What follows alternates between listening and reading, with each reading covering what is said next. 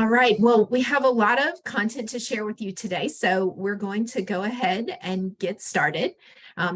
First of all, I want to say hello to everyone and happy CTE month. I'm Alicia Heislip, ACTE's Senior Director of Public Policy, and I want to welcome you to our webinar titled CTE Dual Enrollment, Perspectives from Research and the Field. Thank you all for joining us this afternoon to learn more about how CTE students can access and benefit from dual enrollment opportunities. Today's webinar is designed to provide an overview of research in the dual enrollment and CTE space, and then allow you to hear directly from some practitioners about how we can support students' college and career goals through dual enrollment in CTE. To begin, I'm going to turn it over to Dr. Jason Taylor from the University of Utah.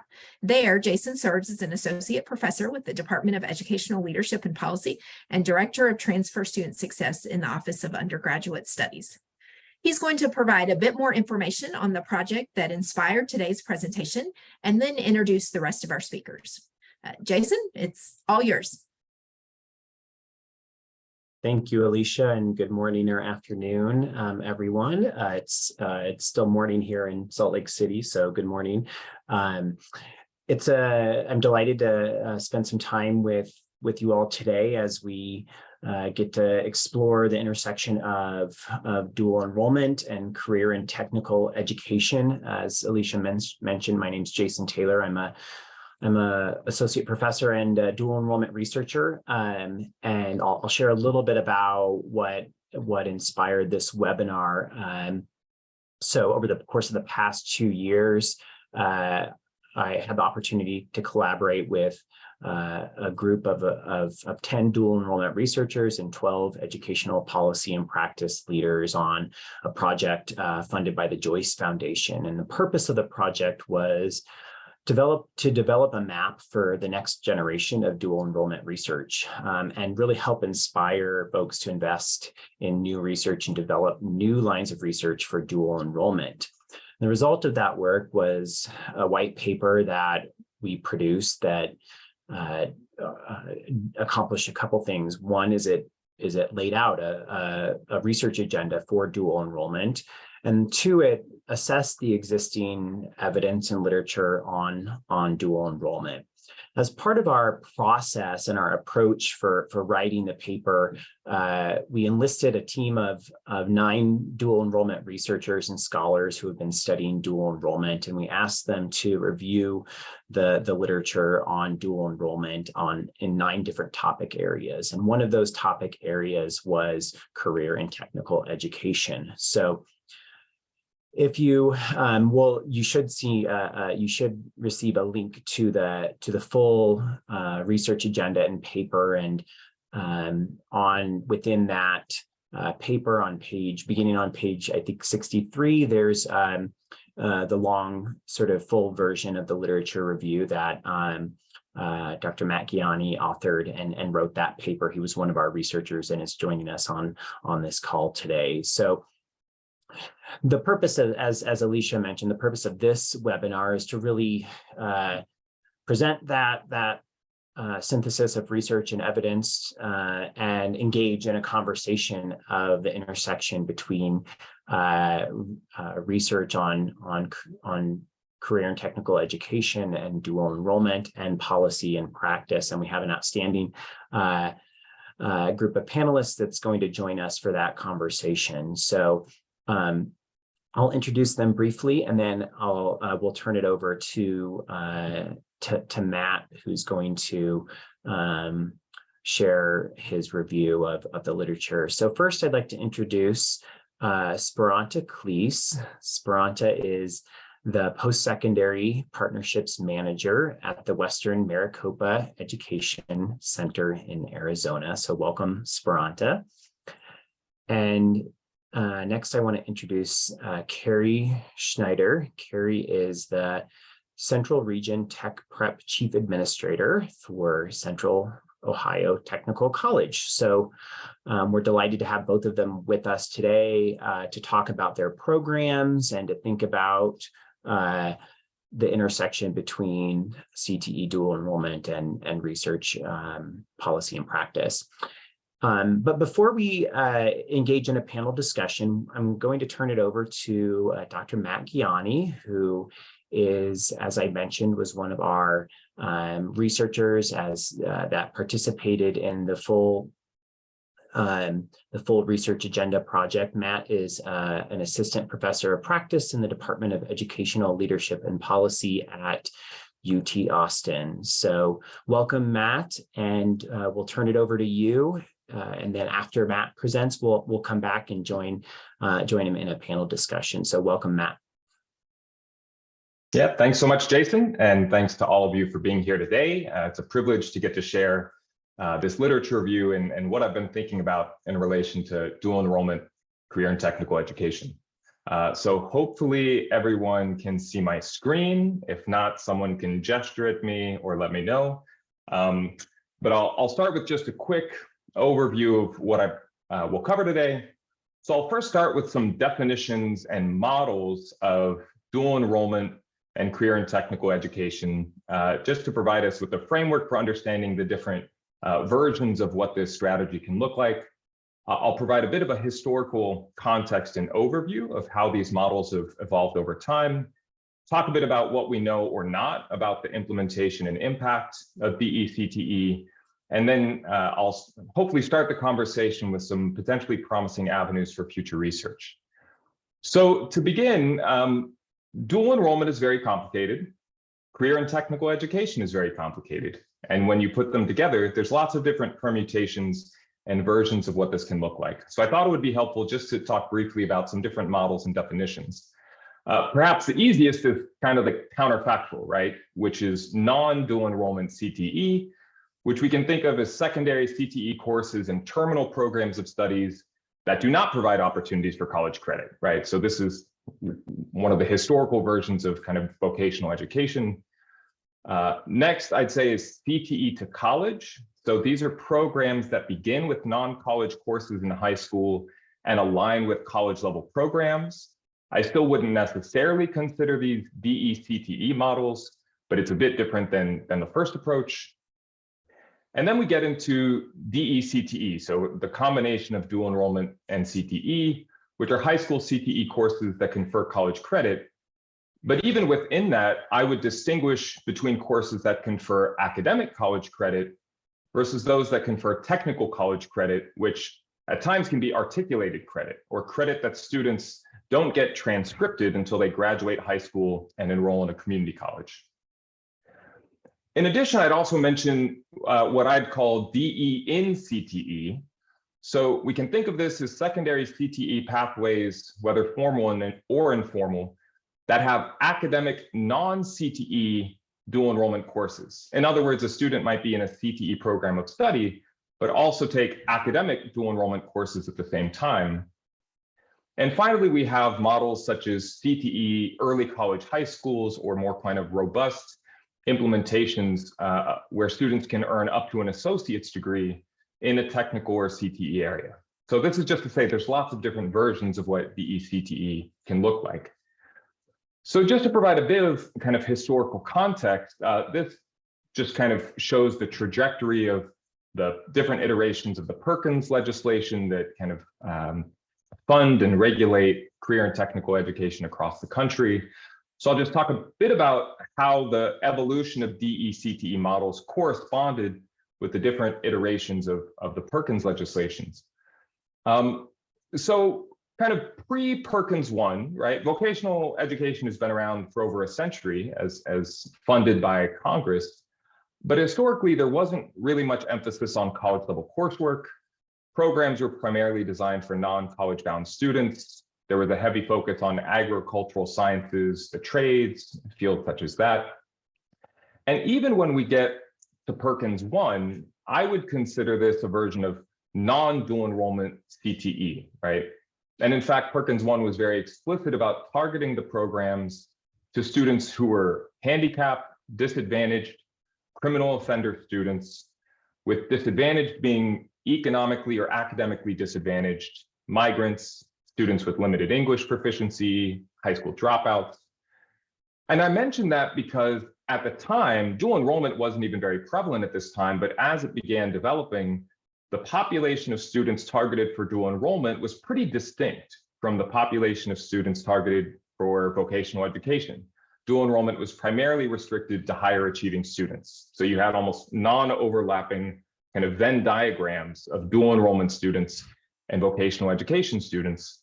Generally, vocational programs lacked dual enrollment opportunities, and the post-secondary vocational programs were largely restricted to high school graduates, adult workers, rather than high school students.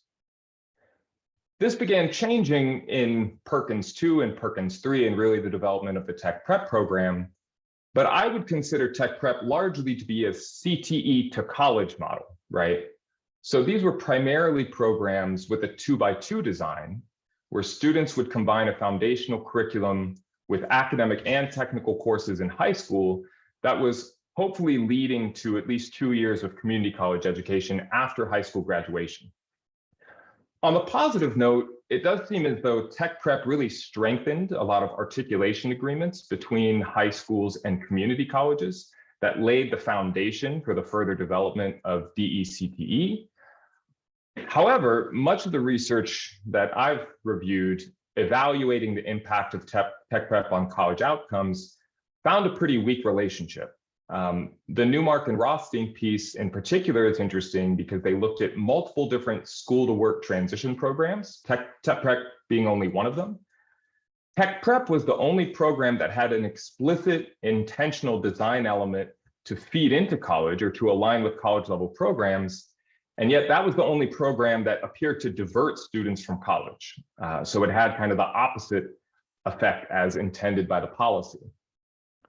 Now, that said, during this time, there were some instances of DE-CTE, right? So some Tech Prep consortia did produce fairly considerable DE-CTE course taking. In other words, while students were in high school, they were taking college-level courses in CTE areas. However, nationally, only about 15% of Tech Prep participants earned articulated credit, and there were many challenges with that credit actually being transcribed and being conferred at the college level. Even in those consortia that had pretty strong DE-CTE course taking, the evidence seemed to suggest that this type of coursework was weakly associated with other college outcomes like college readiness, where students required to enroll in developmental education courses, what was their first year GPA, and so forth.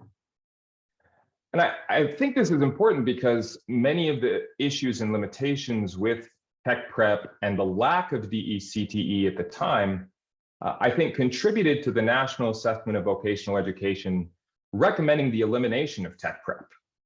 And in my experience, it's much easier for Congress to start programs than eliminate them. Often it's very difficult to eliminate programs once they've started. So I think this is a really important moment in the kind of history and trajectory of DE-CTE that Tech Prep was recommended for elimination, given all the issues with kind of implementation and the design of these programs. Now, I also want to mention at this time, this wasn't necessarily an explicit part of Perkins, but this was also the time of career academies. Although they started really in the 1960s, the 1990s was when they developed and really began to flourish.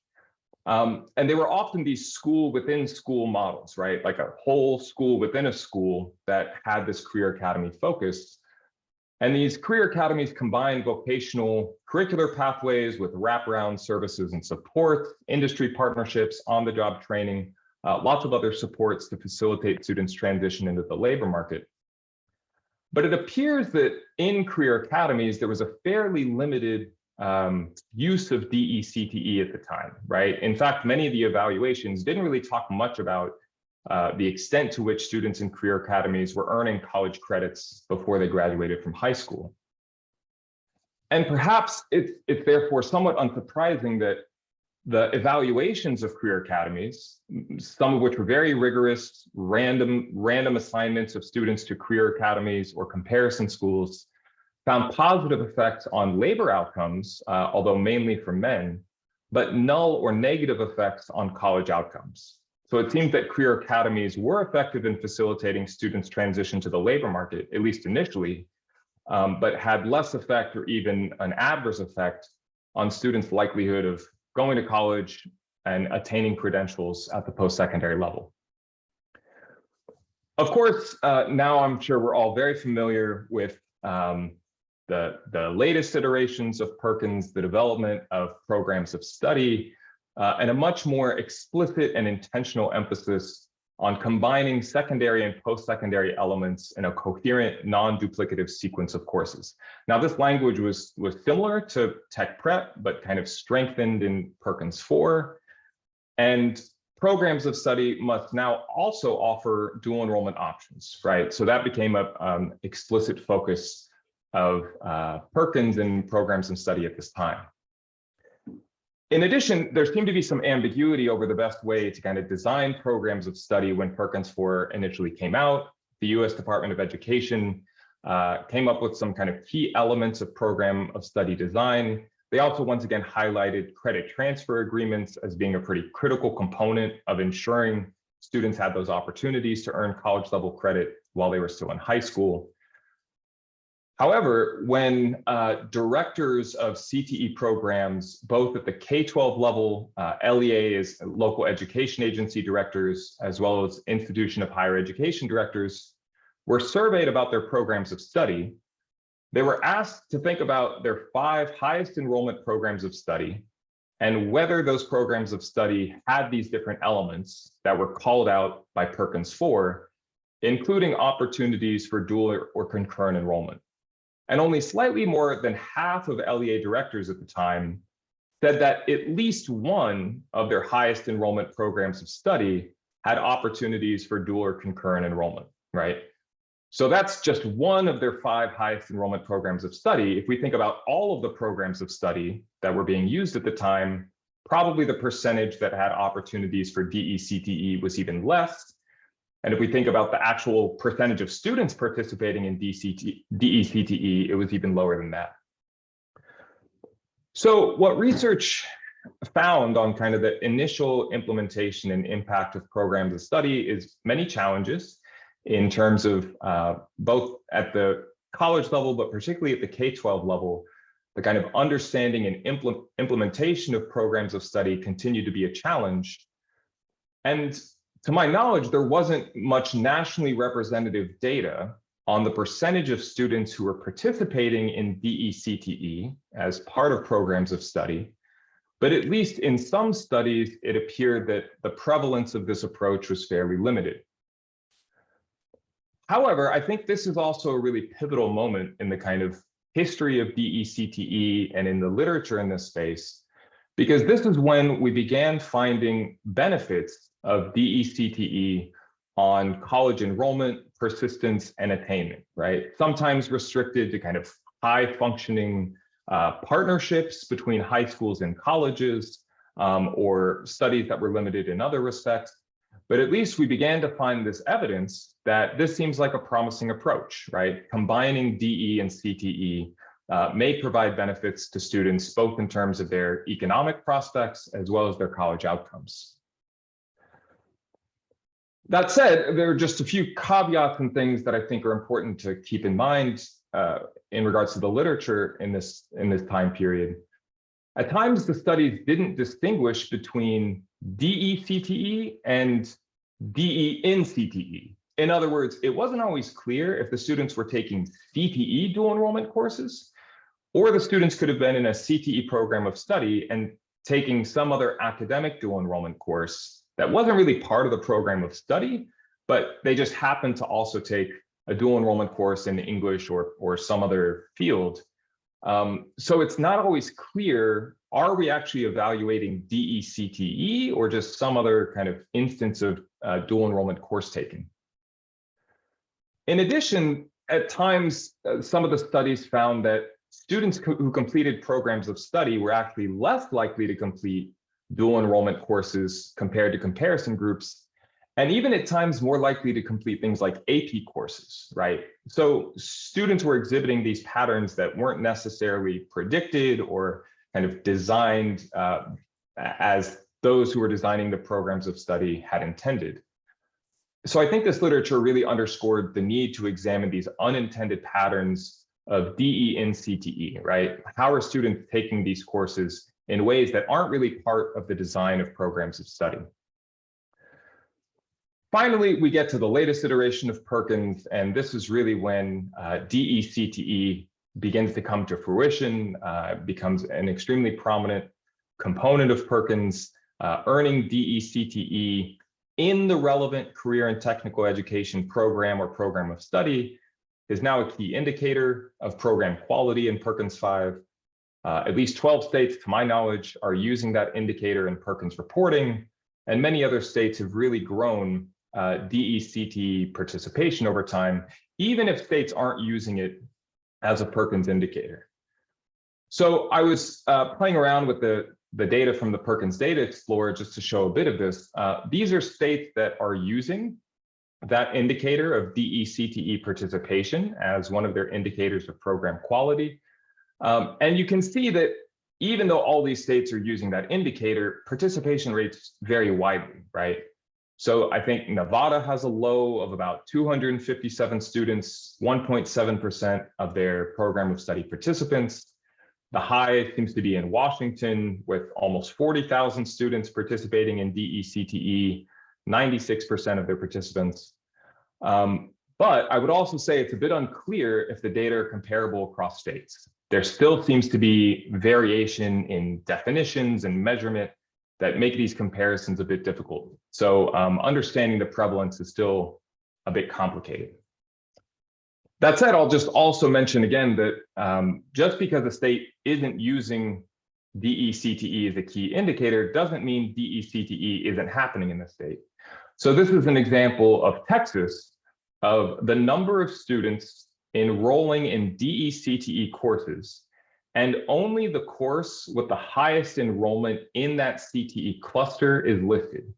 So for example, advanced animal science is the agriculture course that confers DE credit and has the highest enrollment out of all agriculture courses in the state. That said, once again, I also want to mention that there are differences even in DE-CTE, such as the distinction between courses that confer academic credit and technical credit. So for example, anatomy and physiology is often a biology course or a nursing course, depending on the state or the higher education system, which tends to confer academic credit, in contrast to courses like welding, which confer technical credit. So we might think of both as examples of DE-CTE, but the types of credit that are being conferred are still different. Finally, I'll just also mention P-TECH schools as one of the newest iterations of the combination of DE and CTE. These schools really began growing in New York and have now spread in many other states. These are pathways in technology early college high schools. And in contrast to most early college high schools, from my understanding, P-TECH schools have that strong CTE or technology focus, while early college high schools tended to have more of an academic focus. This is an example of an evaluation being led by MDRC, the evaluation of P-TECH schools in New York. And the figure here is showing the difference in dual enrollment course taking between P-TECH students and comparison students. And as you can see, students in these P-TECH schools are significantly more likely to take dual enrollment courses by the end of their fourth year in high school compared to the control group or the comparison group. However, once again, I'd also just highlight that the specific courses students are taking aren't always CTE courses, right? So for example, many of the students in P-TECH schools are taking social science courses. That's actually the most common dual enrollment course being taken in these CTE or these P-TECH schools, right? Now you do see that the information technology or computer programming CTE dual enrollment courses are far more common in the P-TECH schools compared to the comparison schools.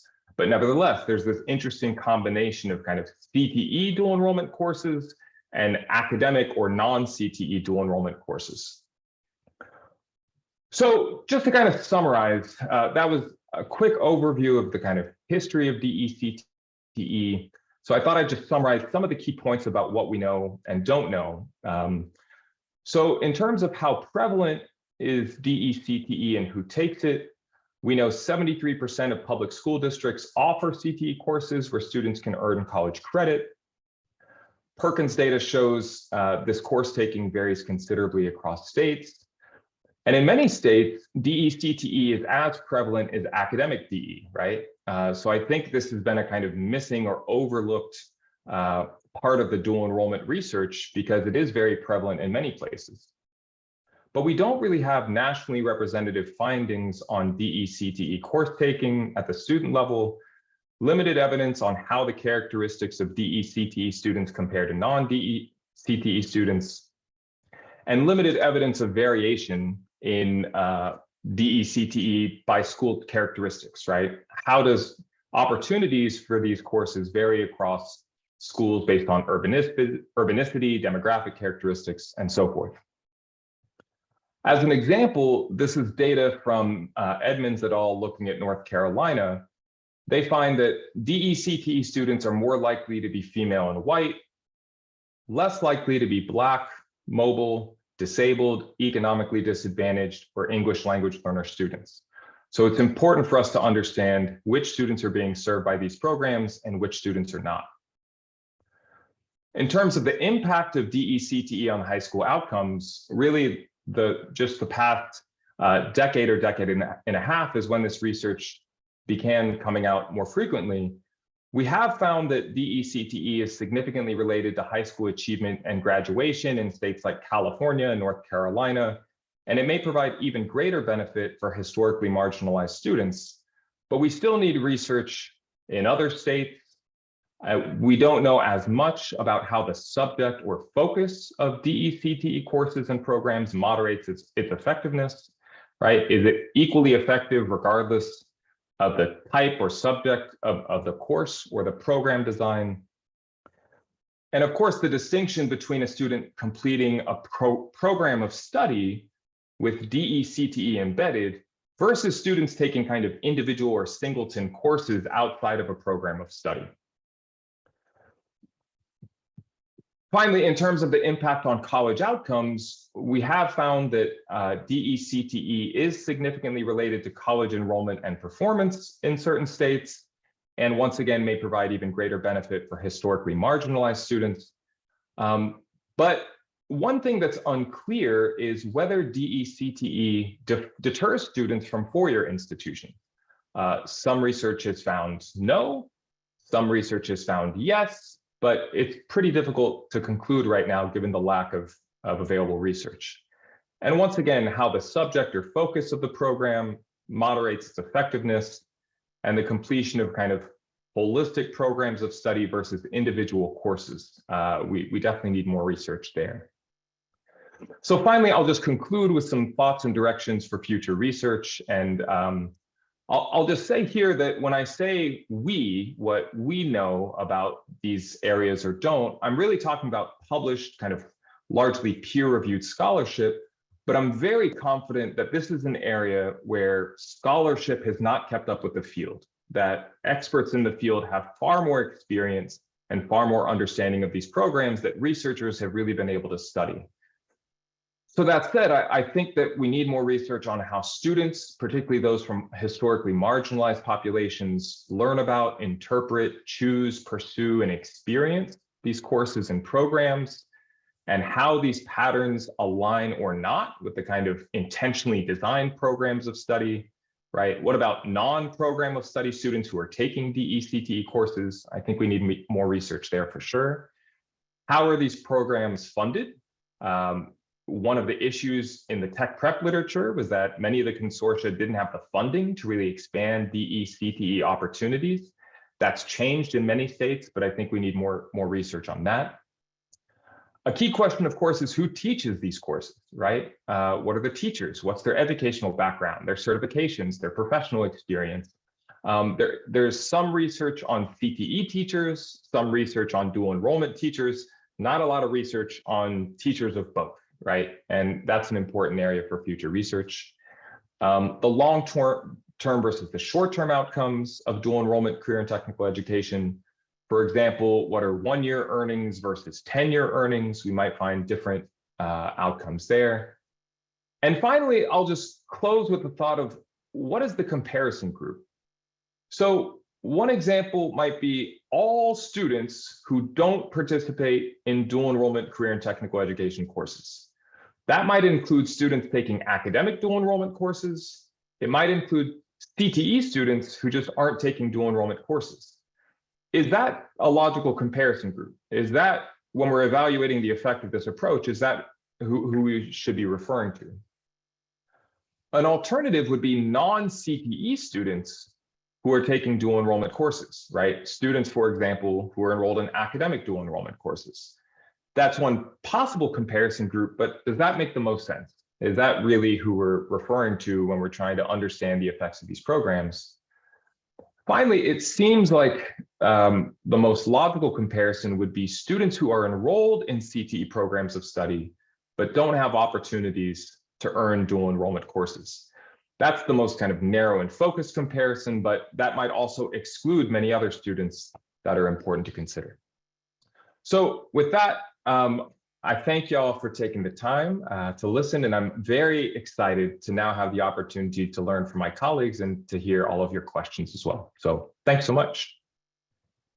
Wonderful. Thank you, Matt, for that fabulous overview of sort of policy practice and the research and sort of the history of Perkins and what the evidence tells us over time.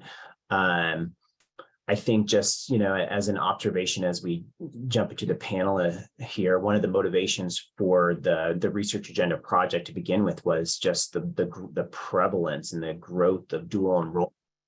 It's becoming, in some places, it's become part of the fabric of the school experience. And it seems like, you can sort of see that within the context of CTE as well, based on your presentation. So thank you. Well, I'm going to welcome back Speranza and Carrie and bring them into this conversation. So let's dive in with the discussion. I also want to say that if folks have questions, we'll have some time at the end of the hour to field a few questions from attendees. So please use the Q&A chat box to submit your questions, and we'll try to get to as many as we can at the end of our conversation. So let's jump in. I'm gonna let's start with Speranza, but this question is for Speranza and Carrie. Matt gave a great overview of the different flavors of dual enrollment, CTE dual enrollment. So can you tell us a little bit about your programs? How are they structured, and how many students do you serve, and how do your programs align and integrate college course experiences into CTE programs of study? So Speranza, let's start with you. Thank you very much. Welcome, everyone. Good morning. It's still morning here in the Phoenix area. So I lead Westmac's post-secondary partnerships. We are here as the largest career and technical education district in Phoenix, serving about 40,000 public school students, both high school and adults. We offer CTE programs across every field of interest, and our goal is industry certification, of course, but also a direct articulated pathway to post-secondary for each of our programs. We want our students to leave us work ready, and also with a great start on their college pathway for their next step for their continued personal and career growth. So therefore, we offer dual, concurrent, and articulated college credits to our students in partnerships with various colleges, primarily Maricopa community colleges in our area. 40% of our students participate in these opportunities. And keep in mind that in our area, students do pay full tuition for these college courses, although there is grant assistance.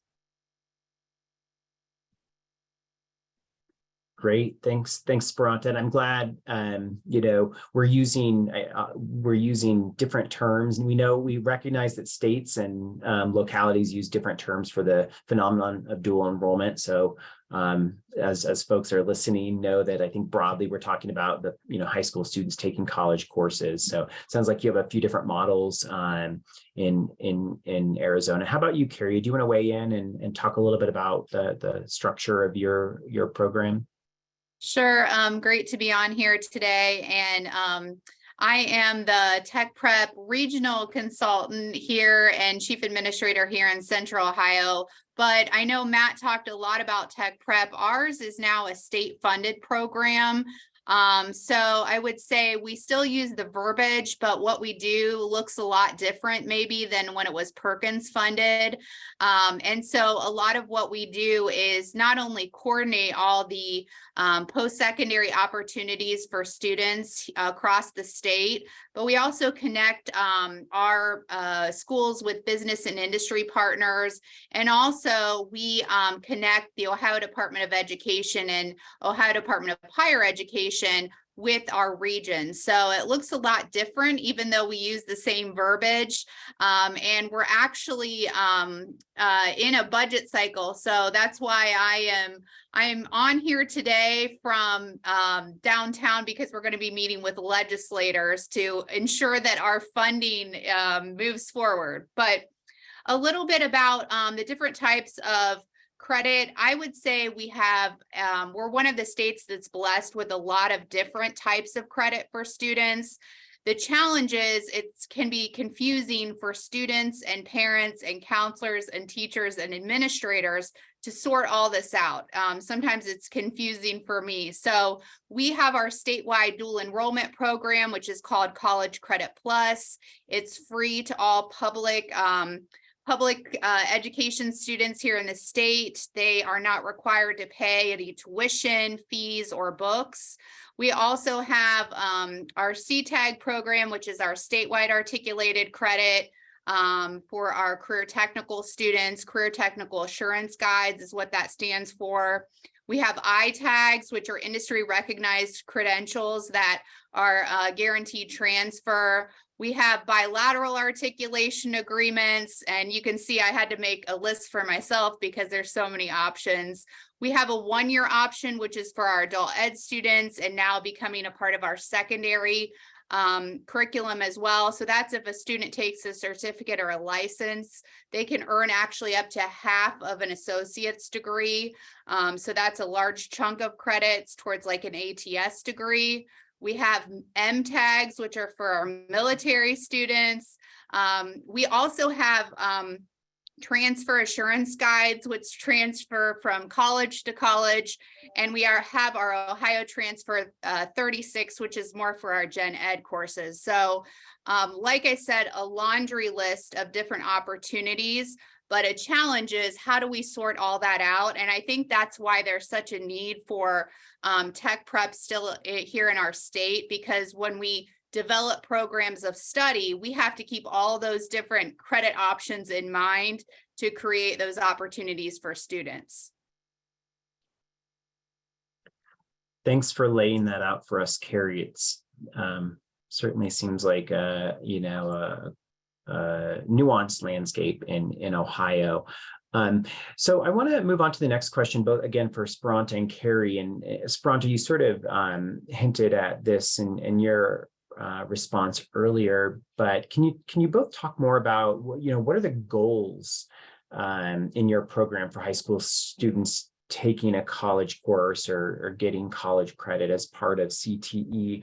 I'm particularly interested in, how you think about, the dual goals of preparing students for careers, for the workforce, as well as for college. Thank you. What a great question. So at Westmac, our goal is very simple. We want to fast forward our students accomplishing their college and career goals.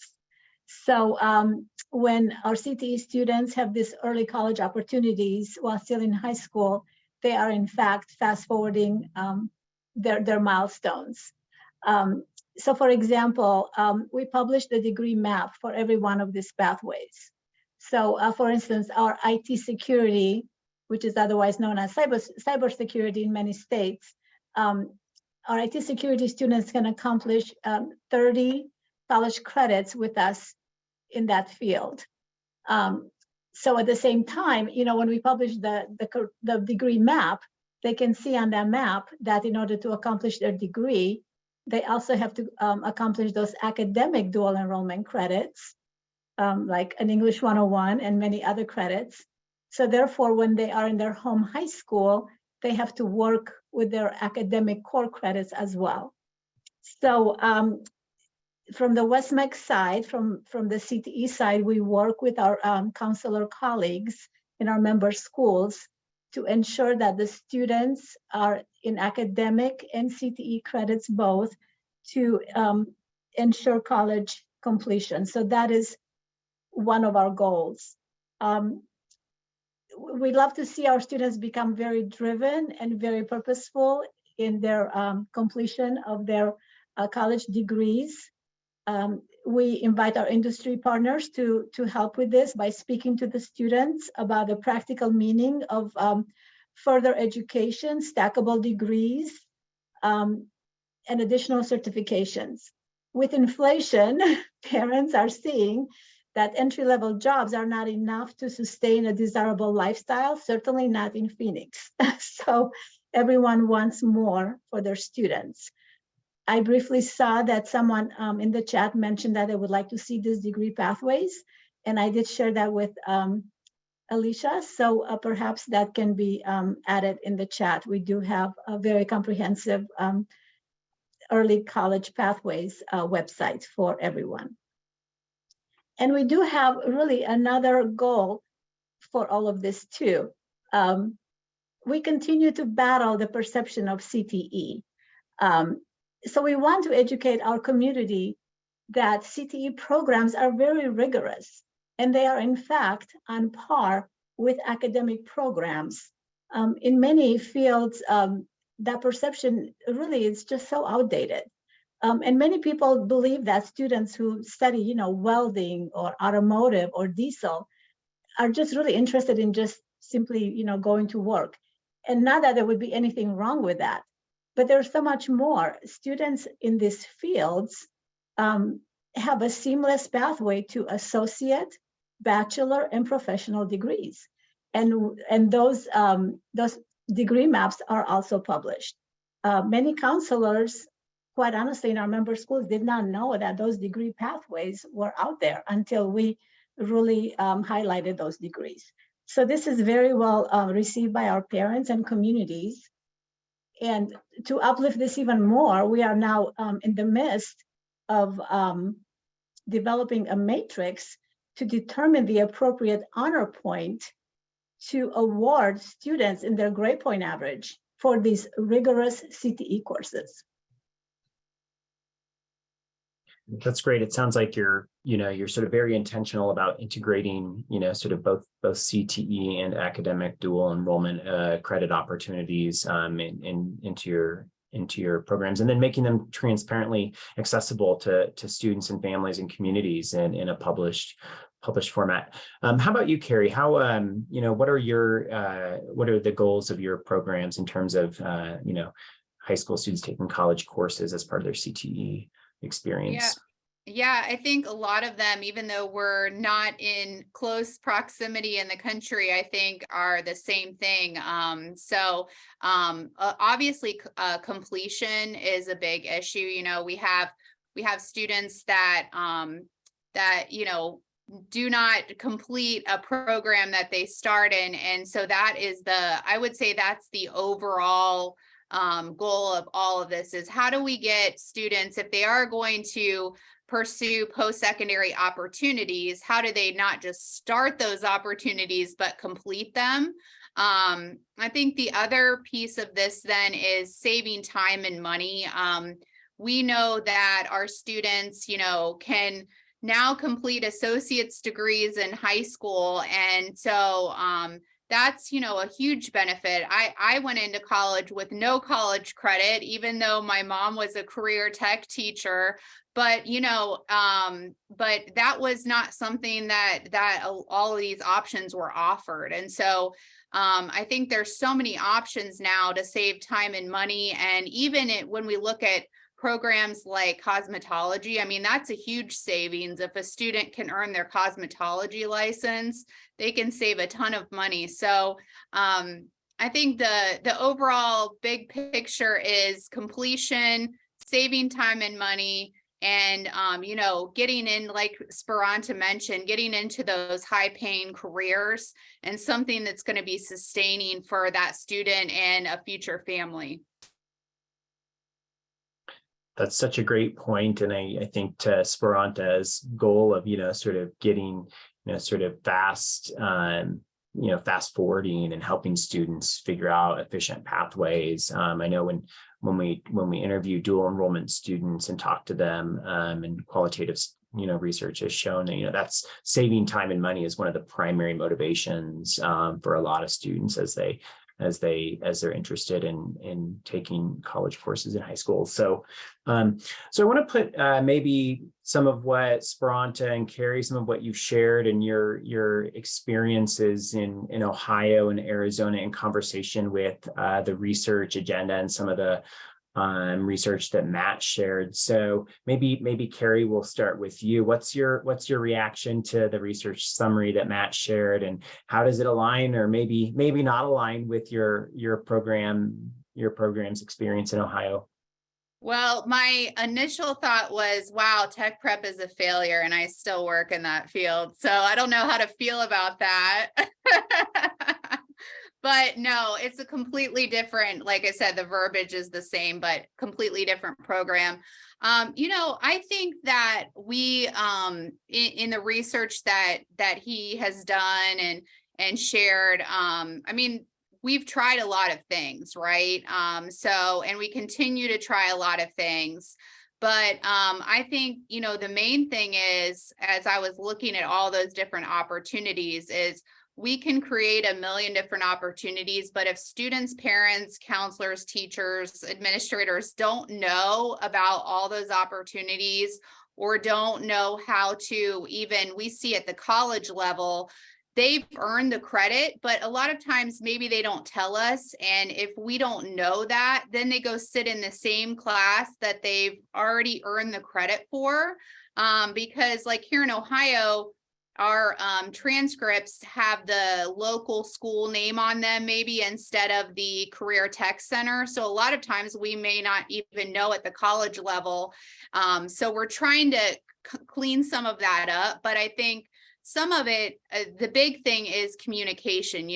There's a lot of different things, but how do they all work together, and how do they benefit students? And that's something we have to get a handle on as we create more programs. I don't know necessarily that it's an issue with the programs. I think a lot of times it's an issue with communication and sharing the opportunities and making sure that students are utilizing them. Because if they're not utilizing them, we can create a million programs and students are not going to earn the credit to complete the degrees or get into the careers they want to. Yeah, great point. There can be a gap between sort of intent of a policy and then its impact, in part because implementation, things break down during implementation, like communication. So thanks, Matt. We'll give Matt a chance to respond in a second. Speranza, do you want to maybe weigh in on your reaction to the research that Matt shared? Yes, Matt, I appreciate your research so much, and I really appreciated your slides at the end, what we know and what we don't know.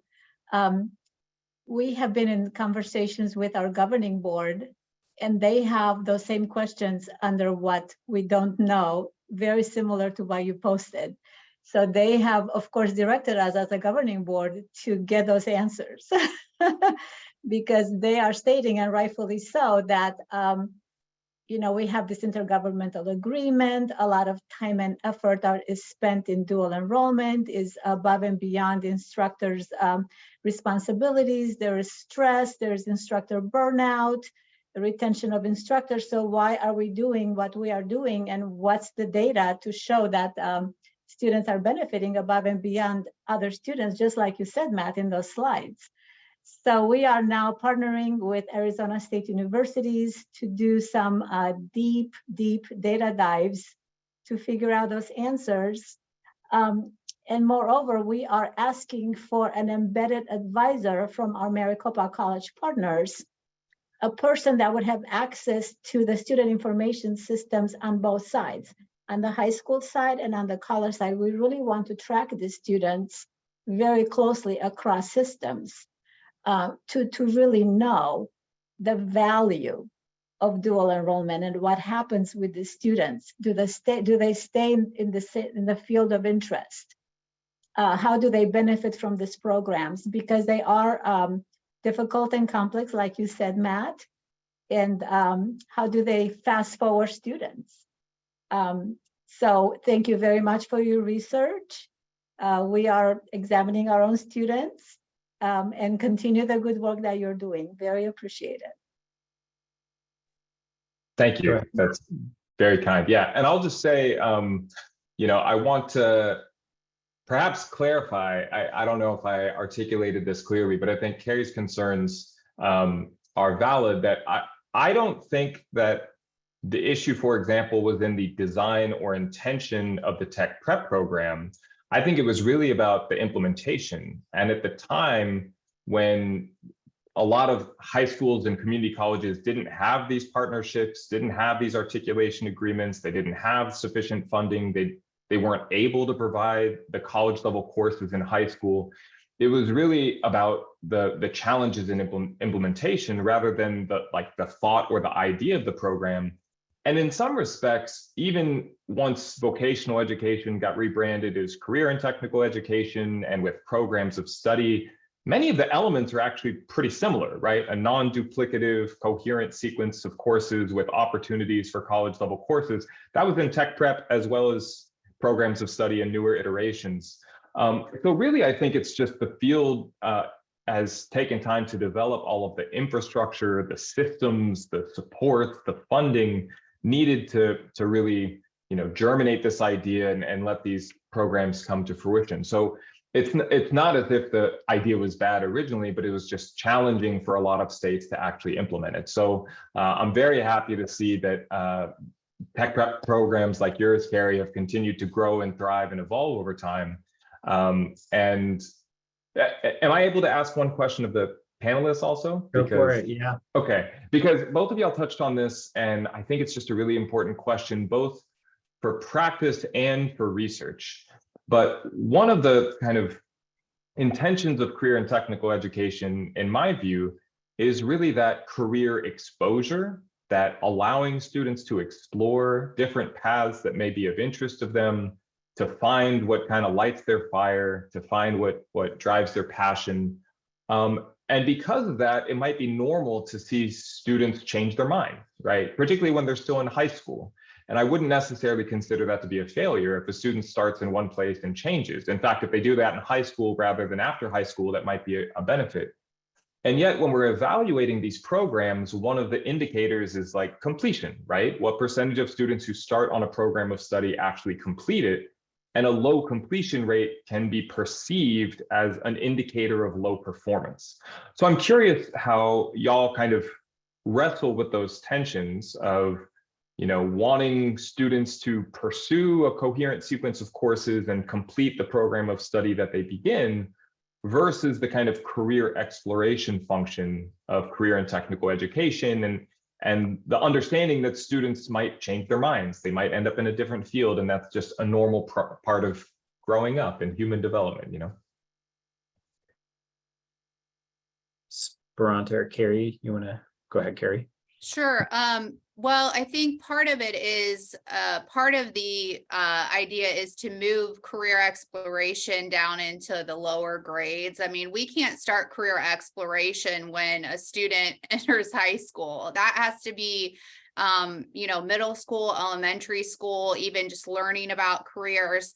The other piece I know that I look at is, well, you found out what you didn't want to do, right? So like I mentioned in most of my talks, my mom was a career tech teacher, and I went and volunteered at the hospital, and I found out I didn't want to do that for a career. So I didn't waste a bunch of money trying to become a nurse because, that wasn't the career path for me. So I think we have to start doing more of that with students, and we are through work-based learning opportunities. I know that's a huge initiative here in Ohio, and we have to continue that. And Yeah, it might be looked down upon when we have a student start in a career pathway and not complete, but at least they didn't go to a post-secondary institution and rack up a bunch of, loan debt and have to pay it back. Thanks for that, Matt and Carrie. And I think, this is, we talk a little bit about this in the research agenda. One of the priorities that we set was around, how we align program goals and purposes with what we measure, what outcomes we measure. Because sometimes there's a misalignment, and then sort of we get to a conclusion or an inference is made that this program is not successful. And as it turns out, it's just not successful because the outcome or outcomes we were measuring weren't the complete set of outcomes, right? So we are almost out of time, and I know we've been answering some questions that have come in via the chat. So in our last couple of minutes here, I'm just going to ask each of the panelists to maybe mention one thing that you would like future research to address. Is there a specific question or a topic that you would like better evidence on that would help advance for Esperanto and Carrie, that would help advance your programs or your policy goals, support your students, and then for Matt, just sort of would contribute to the field. So just got a couple of minutes here. So Esperanto, do you want to go first? I'm wrestling with this very issue right now because of the directive of my governing board. So just more specifically on the CTE students and CTE dual enrollment and how that positions the students, specifically the CTE students specifically, to advance their goals academically or career-wise or in any way. So just more research specifically on CTE students. Thank you. Great. Yeah, absolutely. Exactly what I think some of what Matt was talking about earlier. Great. How about you, Carrie? I think continued research on what types of things are working to save students time and money and also move towards completion into those careers. We roll a lot of things out even through legislation, but then do we go back and really look at what are the results of those programs. So I know sometimes we might not want to know what the results are, but we need to continue to look at them if we're going to pay for initiatives like that. Absolutely. There's we need better evidence to support policy and funding. And Matt, what about you? I think I'd say, I mentioned in my last slide, but who teaches these courses, I think, is so critical. There's lots of research suggesting that the K-12 teacher is one of the most important factors in student achievement and long-term outcomes. And we know we're in the midst of a teacher shortage generally across the country.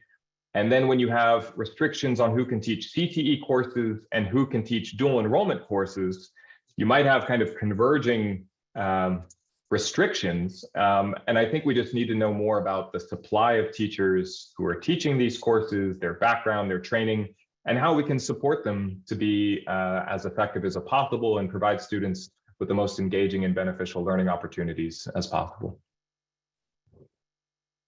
Excellent. Yes. Well, thank you. Thank you, Matt, Carrie, and Esperanto for a very thoughtful discussion today and for taking time to share your insight and experiences with all those who are attending. I also want to thank ACTE again, and Alex Perry with the College and High School Alliance, who helped organize this webinar and supported the work of the research agenda, as well as the Joyce Foundation. So thank you all. And Alicia, is there anything you want to say as we wrap up? No, I'll just echo all of your thanks, Jason, and thanks to all of you and to our audience today. And we will be sharing all of the links and the recording out to everyone, so you have those resources after the webinar. Wonderful. Well, thank you. Have a wonderful day and afternoon, everyone. Thank you. Thank you all.